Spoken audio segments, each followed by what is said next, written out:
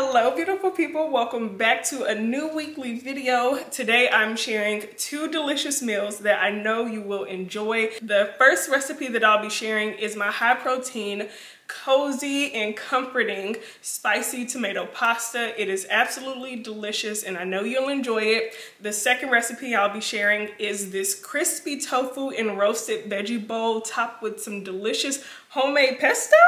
It is so good. These meals can be made in 30 minutes or less. I've made them in 30 minutes or less. I know if I can do it, you can do it because we are in this together. You can find the recipes in the description box along with links to the cookware and different products that I'll be using throughout this video. Also, if you are new here, please don't hesitate to introduce yourself in the comments. I love just getting to know you, also being able to say hello, welcoming you to my little corner of the internet. It really makes my day when people find my channel and then let me know like, hey, this is my first video and I really enjoyed it. So please introduce yourself. And even if you've been here for a while and maybe you've never commented before, I want to hear from y'all. Now let's go ahead and get into these recipes. First up is this spicy tomato pasta, which is so quick to whip up. It's protein packed and it is very flavorful. For the past couple weeks, I've been meal prepping a couple to a few servings of this and have been absolutely loving it. So my source of protein in this meal is going to be pea protein crumbles. And if you can't tell, I really enjoy them.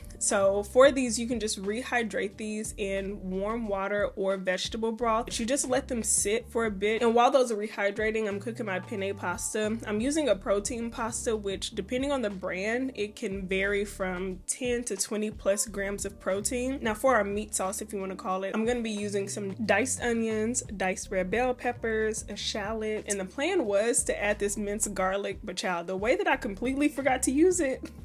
So I ended up just taking the garlic, popping it in the freezer, and I used it in another recipe this week.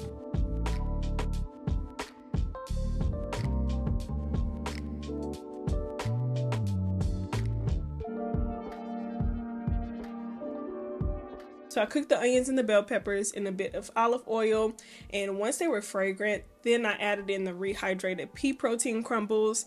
These are very similar to textured vegetable protein, if you're familiar with that, because they come dehydrated and are pretty flavorless, so you have to season these bad boys up. You cook them the exact same way that you cook TVP, textured vegetable protein. And the only difference between the two of these is that one is made from pea protein isolate, whereas the TVP, textured vegetable protein, is made from soy flour. So I let the crumbles cook down a bit in the skillet just to get rid of some of that excess moisture. And then I went in with some dried parsley, some Italian herbs, some garlic powder, salt, black pepper, and smoked paprika. And after cooking that for a couple minutes, just to, again, absorb some of that excess moisture, I added in a spicy tomato sauce along with some vegetable broth, and I just let that simmer for a bit.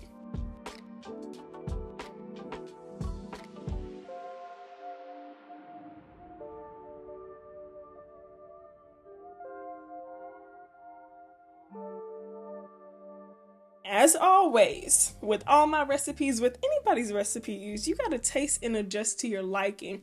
So I wanted to add a bit more of a kick to mine. I don't know who I am wanting a little bit more of a kick, because on a scale of 1 to 5 from like a spice level, I'm normally at a 1. But I went ahead and added in some red pepper flakes to this as well. Now normally I am a mix the pasta and the meat sauce immediately kind of girl, but for the aesthetic of the plating, I just want this to look cute. I decided to just add the meat sauce on top. I sprinkled down some vegan parmesan.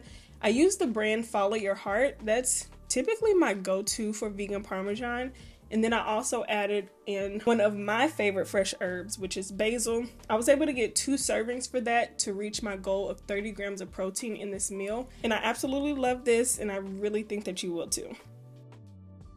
Just popping in to say, if you made it this far into the video, I really do appreciate it. Don't forget to give this video a thumbs up and subscribe to my channel. Okay, next up is a roasted veggie bowl that comes together in less than 30 minutes, and I've been making this non-stop. It has sweet potatoes, broccoli, a homemade kale cashew pesto, some crispy tofu, and more.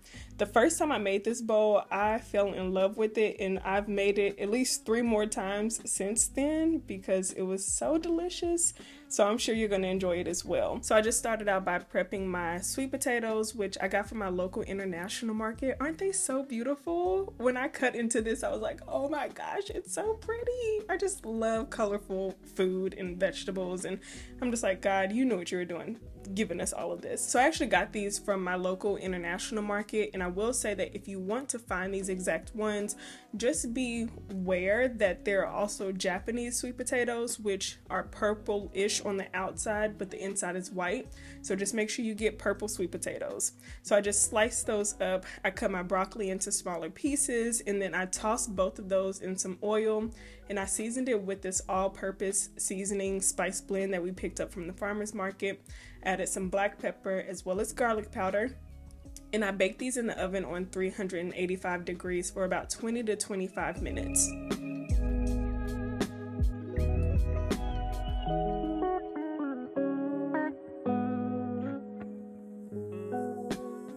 And while those were baking, I prepped my tofu, which takes about 20 minutes in total from prep to finish. I'm actually using the soy-free tofu this time because I used my regular soy-based tofu in another meal this week. But this method works well for either one of them. The only difference is, I would say that with the soy-free tofu, I don't freeze it because I feel like once you freeze it and then you thaw it out, it just makes it more crumbly than it already is, and you also don't have to press the water out of the soy-free tofu.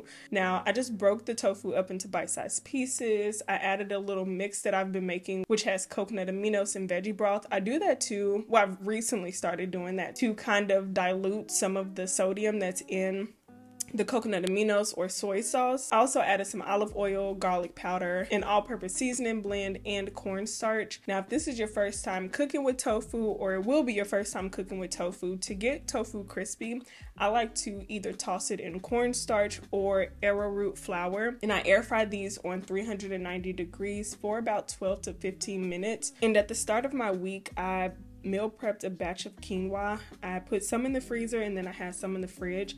I decided to combine some hemp seeds with the quinoa for extra protein. Like, quinoa already has a decent amount of protein, but then when you add hemp seeds, you're getting even more. I want to say 3 tablespoons of hemp seeds maybe have about 10 or 11 grams of protein. Right, you can't beat that. So I decided to combine those, and then I also made a batch of my kale cashew pesto, which I posted a video on how to make that on my Instagram and TikTok, but then I also have the recipe. I linked all of those in the description box if you want to check it out and try making it on your own. And so I just added some water to that to thin it out. And so by this time, both our veggies in the oven as well as the tofu are done. So it was time to assemble. I added down some arugula, followed by the quinoa, the roasted broccoli, sweet potatoes, the tofu, and then some of that pesto. I've been enjoying this with sliced avocado, but I forgot to add it this day. So there you have it, 2 delicious, high protein, plant-based meals that are nourishing and will keep you satisfied throughout the day. Let me know if you plan to give these a try, and don't forget to check out the rest of my videos because I have so many more ideas, from what I eat in a day, what I eat in a week, single recipe videos, meal prep videos, the list goes on. Thank you so much again for watching this video, and I will see you in the next one.